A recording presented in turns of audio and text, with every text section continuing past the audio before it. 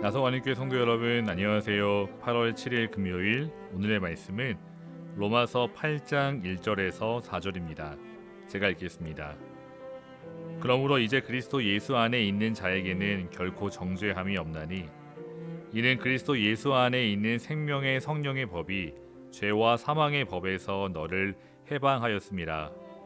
율법이 육신으로 말미암아 연약하여 할 수 없는 그것을 하나님은 하시나니 곧 죄로 말미암아 자기 아들을 죄 있는 육신의 모양으로 보내어 육신의 죄를 정하사 육신을 따르지 않고 그 영을 따라 행하는 우리에게 율법의 요구가 이루어지게 하려 하심이니라. 아멘. 김영석 교수님은 왜 우리에게 기독교가 필요한가라는 책에서 효봉 스님을 소개하고 있습니다. 효봉 스님은 한국 불교사에 기록될 만한 유명한 스님이라고 합니다. 사실 이분은 스님이 되기 전에 일제강점기 때 법관, 즉 판사를 지낸 존경받는 인물이었습니다. 효봉 스님은 과거 판사 시절 어느 한 재판에서 한 사람에게 사형을 언도한 적이 있습니다. 그리고 얼마 후에 형이 집행되었습니다. 그런데 몇 년 후 자기가 전에 처리했던 재판들을 정리하다가 오류를 발견하게 됩니다. 본인이 사형을 선고한 사람이 아니라 다른 사람이 범인이라는 사실을 알게 되었습니다. 성도 여러분, 이미 사형이 집행되었습니다. 다시 말해 자신의 실수로 무고한 사람이 목숨을 잃었습니다. 결코 되돌릴 수 없습니다. 그 사실을 알고 난 후에 얼마나 힘들었을까요? 그래서 그분은 법복을 벗고 애초에 자신이 왜 법관이 됐나 고민하다가 불교에 귀의하게 되었습니다. 금강산으로 가서 평생 사죄하는 삶을 살았다고 합니다. 사랑하는 성도 여러분, 만약 우리가 효봉 스님과 같은 실수를 해서 누군가 목숨을 잃게 된다면 과연 어떨까요? 쉽게 상상이 되지 않습니다. 분명 우리가 느끼게 될 양심의 가책은 결코 작지 않을 것입니다. 그러나 다시 우리의 삶을 돌아보면 효봉 스님과 같은 실수를 한 적은 없다 할지라도 우리는 크고 작은 많은 실수와 잘못을 저지르며 살아왔습니다. 성도 여러분, TV나 라디오에 가끔 연예인이나 유명인이 나와 자신의 실수를 고백하는 이야기를 들을 때가 있습니다. 그때 절대 그 말을 해서는 안 되는데 그때는 자신도 너무 힘들어서 사랑하는 부모님 혹은 형제에게 평생 지울 수 없는 말을 내뱉었습니다. 그런데 안타깝게도 사랑하는 부모님 또는 형제가 더 이상 곁에 없기에 용서를 구할 수 없다며 후회하고 있다는 고백들입니다. 비단 우리 삶을 돌아보면 어디 말로 상처 주는 일만 있을까요?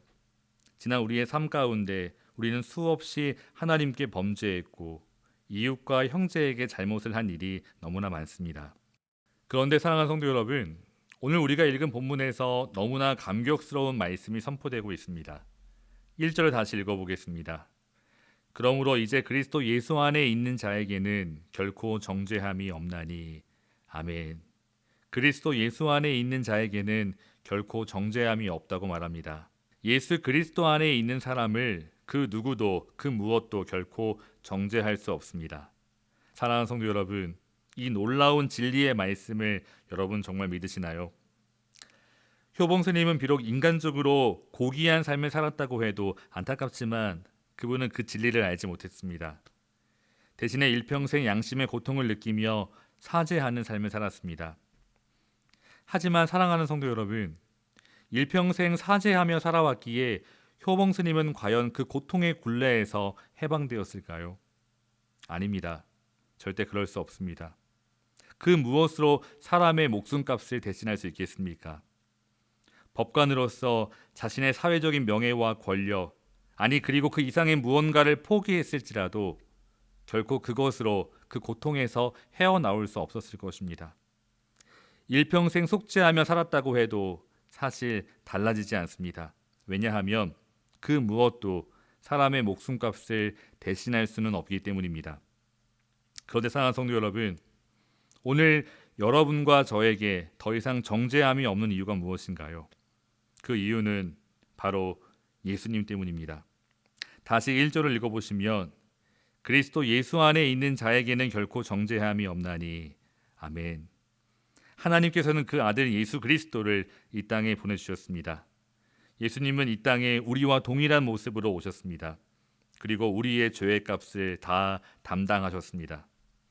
하나님과 동일한 본체이신 예수님께서 우리의 죄값을 치르기 위해 십자가에 피 흘리셨습니다. 하나님과 동일한 본체이신 예수님께서 바로 우리를 대신해 죽으셨습니다. 그 예수님의 피값으로 우리는 드디어 죄의 권세에서 해방을 누리게 되었습니다. 사랑하는 성도 여러분, 예수님께서 저와 여러분의 죄값을 다 치루어 주셨습니다. 여러분이 놀라운 진리를 믿으시죠? 성도 여러분, 우리가 그런데 여기에서 기억해야 하는 한 가지가 더 있습니다. 예수님의 십자가를 바라보며 예수님을 구세주로 영접하고 그 주님과 동행하는 삶을 살 수 있도록 인도하시는 성령 하나님의 사역입니다. 2절을 읽어보면 이는 그리스도 예수 안에 있는 생명의 성령의 법이 죄와 사망의 법에서 너를 해방하였음이라. 아멘. 바울은 성령의 법이 죄와 사망의 법에서 너를 해방하였다고 말합니다. 죄와 사망의 법, 죄와 사망의 권세로부터 성령 하나님께서 우리를 구하셨다는 의미입니다. 성도 여러분, 성령 하나님께서는 우리의 영적으로 닫힌 눈과 귀를 열어주셨습니다. 그리고 십자가의 예수님을 바라보게 하셨습니다. 그리고 오늘 우리와 바로 동행하십니다. 더 이상 우리를 죄와 사망의 권세 아래 버려두지 않으십니다. 육신을 따라 살아가도록 허락하지 않으십니다. 성령 하나님은 우리와 함께 하시면서 우리로 하여금 하나님의 그 거룩한 말씀대로 뜻대로 살아갈 수 있도록 인도해 주십니다. 그러므로 바울은 4절에서 육신을 따르지 않고 그 영을 따라 행하는 우리라고 소개하고 있습니다. 그리스도인은 더 이상 이전과 같이 죄를 묵인하지 않습니다. 그리스도 예수 안에 있는 자신은 결코 그 누구도 정죄할 수 없다며 자신의 욕망대로 살아가지 않습니다. 절대 그럴 수 없습니다. 성령 하나님께서 우리의 닫힌 눈과 귀를 열어 예수 그리스도를 바라보게 하셨습니다. 예수 그리스도와 함께 우리도 십자가에 죽고 또 살게 되었습니다. 그러므로 결코 육신의 정욕을 쫓아 살아갈 수 없습니다.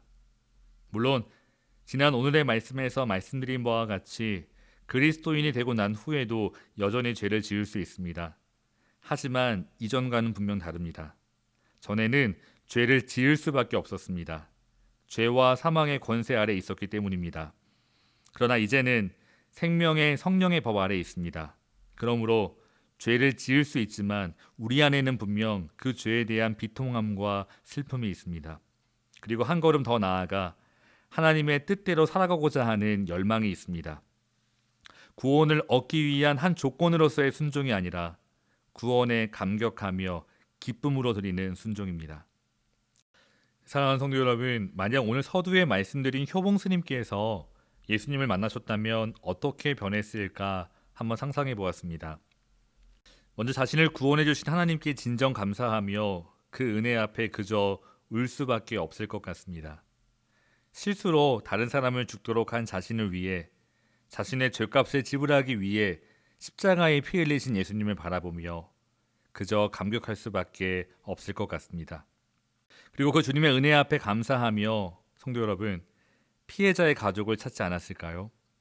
그 가족 앞에 무릎 꿇고 진정으로 용서를 빌지 않았을까요? 사랑하는 가족을 잃어버린 그들의 슬픔을 위로하고 사형수의 가족이라고 사람들의 손가락질로 인해 상처난 그들의 마음을 조금이라도 위로하지 않았을까요? 피해자의 명예회복을 위해 노력하고 또한 그 피해자와 그 가족을 위해 물신양면으로 애쓰지 않았을까요? 뿐만 아니라 판사로서 사법제도의 문제점을 자각하고 이와 같은 일이 다시는 반복되지 않도록 사법 정의를 세우기 위해 헌신하지 않았을까요? 사랑하는 성도 여러분, 이 모두는 저의 짧은 상상에 불과합니다. 여러분께서는 어떻게 생각하시나요? 여러분께 생각하시는 그 놀라운 변화가 우리 모두의 삶 가운데 있기를 소원합니다. 우리를 구원하신 그 주님의 은혜에 날마다 감사하고 찬송하며 또 성령 하나님과 함께 육신의 일을 행하지 아니하고 영을 쫓아 행하시는 우리 모든 나성환이 교회 교우들이 되시기를 주님의 이름으로 축원합니다. 다 같이 기도하겠습니다. 사랑하는 하나님, 그리스도 예수 안에 있는 우리는 더 이상 정죄함이 없습니다. 그 주님의 크신 은혜 앞에 날마다 감사하며 찬송하고 영광 올려드리는 우리의 삶이 되게 하여 주시옵소서.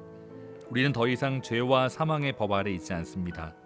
그러므로 육신의 일이 아니라 오직 성령을 쫓아 살아갈 수 있도록 인도해 주시옵소서.